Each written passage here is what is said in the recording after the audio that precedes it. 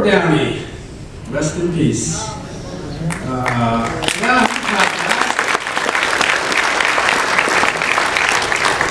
Welcome, and I stole this from Brad one year. Welcome to the city of awesomeness. I mean, look at this crowd. I have a few public speaking rules.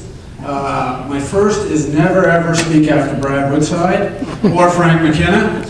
So I saw the program tonight, Frank's not here, Brad's speaking later, and then of course we got Norm Foster. We got Freddie Mac, he did it Brad's way. We got people singing, so this is going to be an ultimate failure, but I'm going to do my best. Norm Foster, you know, when I grew up on Chestnut Street, I'm a townie, so don't hate me. I'm not rude or pretentious or whatever things they call us. But Norm was the radio guy, 5:50 a.m. And Dave Morale, I'm not sure if he's here, Brad, and all those guys. I listened to them, I grew up with them, so I was excited to come here tonight.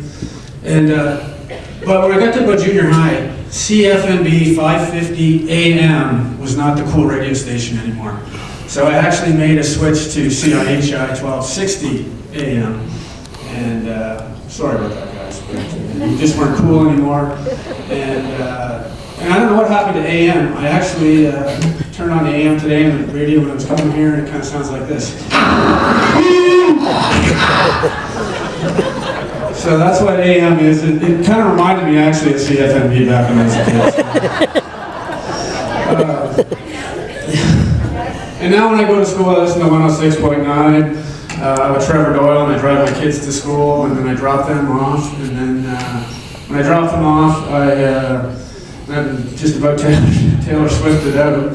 I switch over to CBC, and that's news and Donald Trump and provincial politics, and that's quite depressing. So I flip that over, and then I go over to Freddie Mac and Mark Roberts from the Fox, and I rock it all the way to work. So what I was trying to say about all those guys is, you know, the amount of time that those guys put in the community outside of the radio is unparalleled. They literally spend thousands of hours in their community and have dedicated their lives to this city. So I just wanted to thank them all right off the top. A lot of people don't know how many hours those guys actually put in, so thank you to those guys.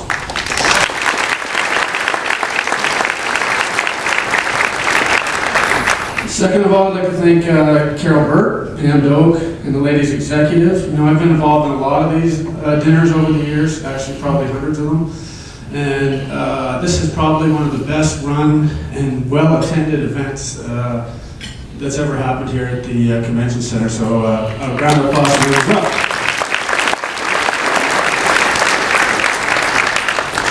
And I just wanted a few comments about Portage Atlantic. A lot of people know it's a drug addiction rehab for adolescents. And you know, when I was growing up, and I've done a fair amount of work with kids at risk, and when I grew up, we basically had rum and beer and pot. That was really it. And you know, they're bad enough as it is, and now we've got cocaine, heroin, fentanyl, you name it. We got OxyContin prescribed by doctors. So there's a whole slew of problems out there. So it's really nice that Portage is there and to help some of these kids with those problems and help them work through it. So I just wanted to make a quick comment on that. Okay, I've got 10 minutes to tell you how great TD Bank is. So sit back. I'm not going to do that. Frank McKenna's not here, so we're okay. So people ask me, you know, Brian, why are you the presenting sponsor? You and Brad Woodside must be best friends. And I was like, well, no, not really. We're not really best friends, are we, Brad? I think we could be, yeah.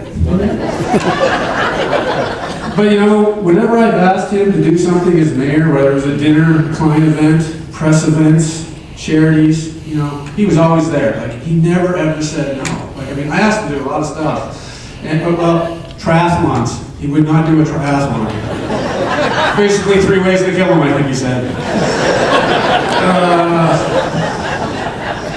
But I will tell a quick story. We were planning, and actually Pam is in this group too with World Vision. We were planning to go to Haiti in 2010, and I booked a flight Sunday to Sunday to Haiti. And so I booked it and I was all ready to go. About 2 weeks before, Brad calls me up and says, can we go down on Wednesday? I got a city council meeting, I got some other things, and you said you had some work to do. I said, you know what, I'll change my plans and I'll go down with you on Wednesday. And I actually was staying at the Hotel Montana in Port-au-Prince, and Brad called me on Tuesday night before we went on Wednesday. He says, there's an earthquake in Haiti, so I don't think we're going to be going. And I'm like, earthquake, whatever. Oh, God. So I turned on CNN and I was like, oh my God, we're not going. So that Hotel Montana actually got leveled and 80% of the people died in that hotel. So I feel like I might have won a little bit because there's a good chance I would have been in that hotel. So I thank you and my kids thank you. So, and my wife thanks you. Anyway, me and Brad had breakfast the other day and I was asking him a few questions about his time here. And I said, do you have any regrets?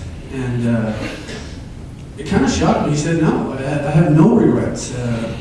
He said, I do regret how some of the things got communicated because I maybe have failed in the communication of some of the things, and, gay pride parades kind of come to mind, school bus issues. But, I've studied at Harvard and Wharton, and we've really studied communication. And communication is extremely difficult, and it's really hard for people to understand sometimes what people are saying.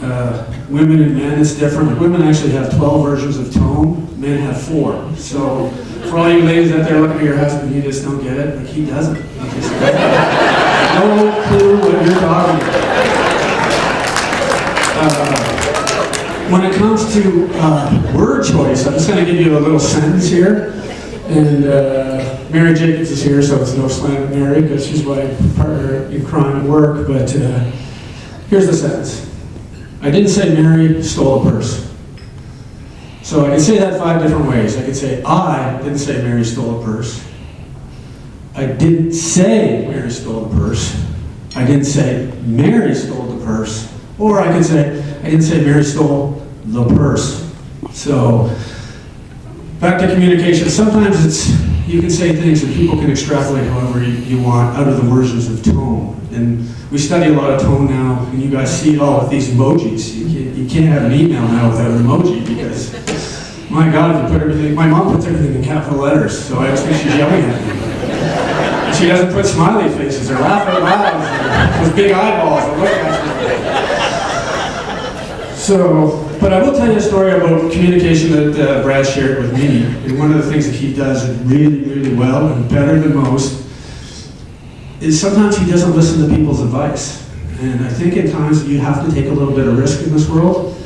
And I think it was 1990s, the city was being sued by a guy in Toronto, no name nameless, $15 million. And everyone was saying, it's going to be a big battle, we're going to lawyer up, they're going to lawyer up. And people were telling Brad, stay out of it, don't talk to these people, let the lawyers handle it. And Brad said, I don't think so.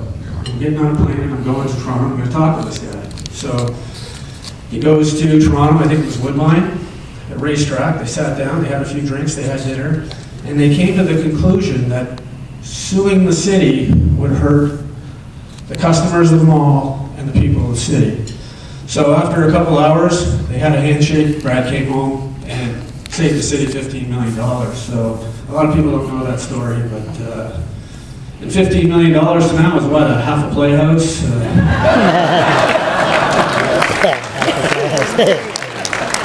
Half of her gallery, a swimming pool. We could use another $15 million, Brad, if you got any more tricks up your sleeve. So I wanted to thank you for that. So 26 years. 26 years. I mean, that's commitment. And the definition of commitment is dedication to a cause. And I think of a lot of people in this town, and people talk about being committed. And some of the things that Mayor Woodside did, and a lot of people kind of take shots at people that are always at the top. He was a cheerleader.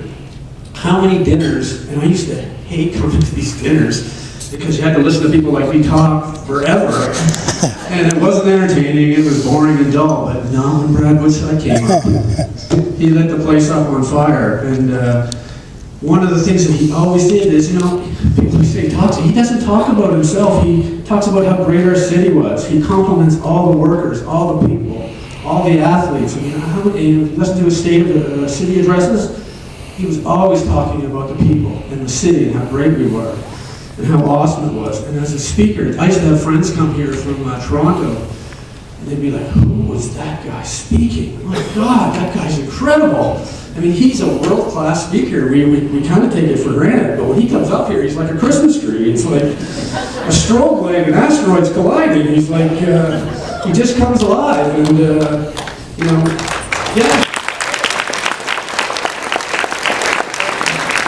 Happiness and electricity all in one.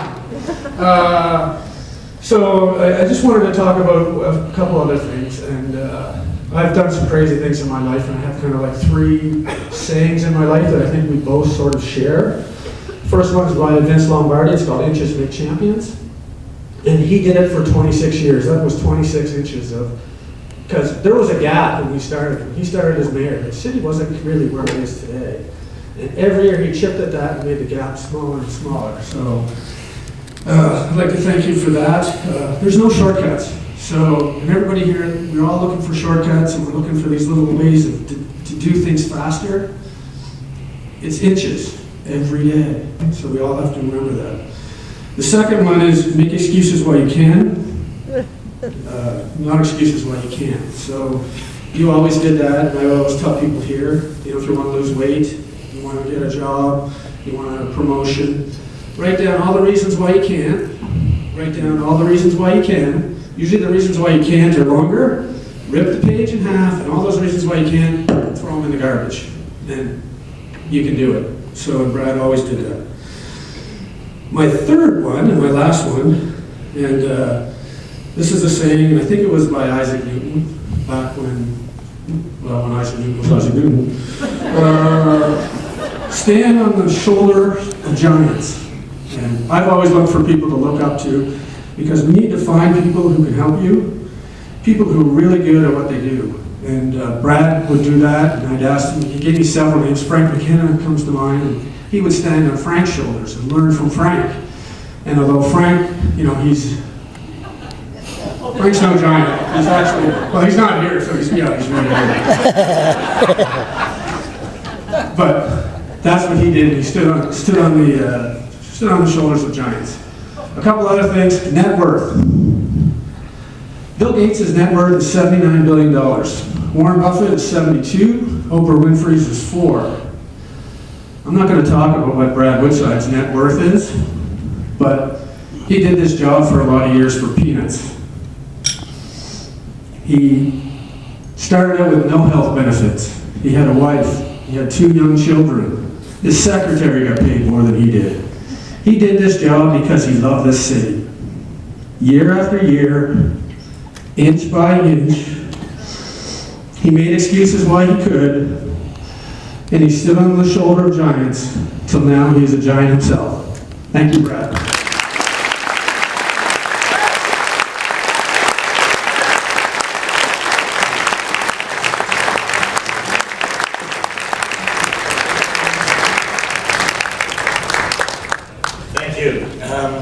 Our next speaker is Kathy Pugh, who is the Convention Center's General Manager. In fact, Kathy was the very first Convention Center